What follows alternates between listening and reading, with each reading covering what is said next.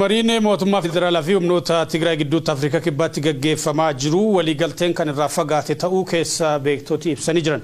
Hammam guyyoota gara jalqabaa irratti miirri gaariin turus adeemsumaan haalonni garaagarummaa bal'isan mul'achaa dhufuu himan maddeen OMN.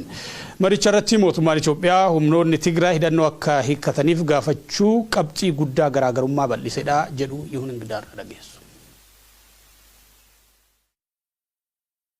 Afrikaa kibbaatti mariin mootummaa federaalaa fi humnoota Tigraay gidduutti torban darbee galametti fufeera. Mariin kun sanbata xumuramaa jedhamus waliigaltee irra gahamuu dhabuun har'as itti fufee oole. Hammam mariin kun gaggeeffamaa jiraachuun dubbii ijoo miidiyaalee ta'us marii kanaan wal qabatee miira mufii gama mootummaa Itoophiyaatii mul'atu irraan kan hafe adeemsa marichaa ilaalchisuun gama hundaanuu uummataaf wanti ibsame hin jiru. Odeeffannoon keessa beektota irraa dhagahamu akka mul'isutti ammoo mariin kun guyyoota gara jalqabaa miira gaariin gaggeeffamaa turus adeemsumaan muddamatti cehaa dhufeera. Maddi oduu The Continent keessa beektotaa fi maddeen dippiloomaatiikii irraa odeeffadhe jechuun akka gabaasetti mariin kun guyyoota gara jalqabaa sadan miira gaariin gaggeeffamaa ture. Kamisa darbe garuu gama garee mootummaa federaalaa bakka bu'uun maricha irratti qooda fudhataa jiruutiin ejjennoo jijjiiruun mul'ateera jedha. Kamisa darbe marichaaf eegamaa kan turan itti aanaan ministeera muummee fi ministeerri haajaa alaa Itoophiyaa Dammaqaa Mokonnon barfatanii gara marii seenuu sana boodas gama mootummaa Itoophiyaatiin humnoonni Tigraay hidhannoo hiikkachuu qabu ejjennoo jedhu calaqqisiisuu isaaniitu dhagahame.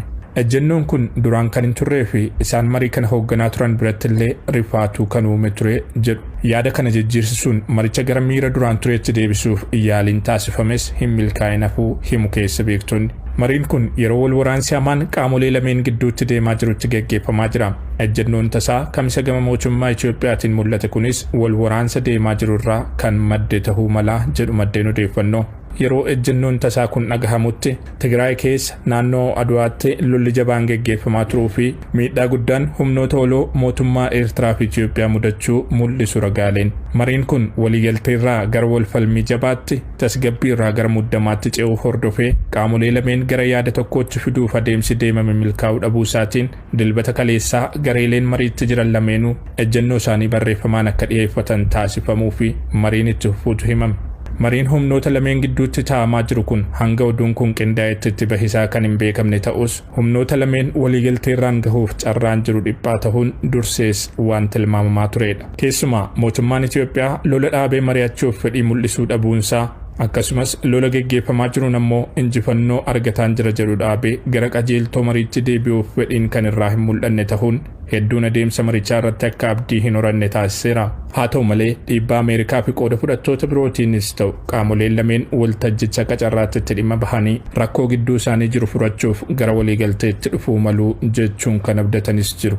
Qaamoleen lameen waliigalteetti akka dhufan gochuuf dhiibbaan Ameerikaa kan yeroo kamiiyyuu caalee mul'achuus gabaasaalee fi miirri marichaa wal qabatee gamaa gamanaa dhagahamu ni mul'isu.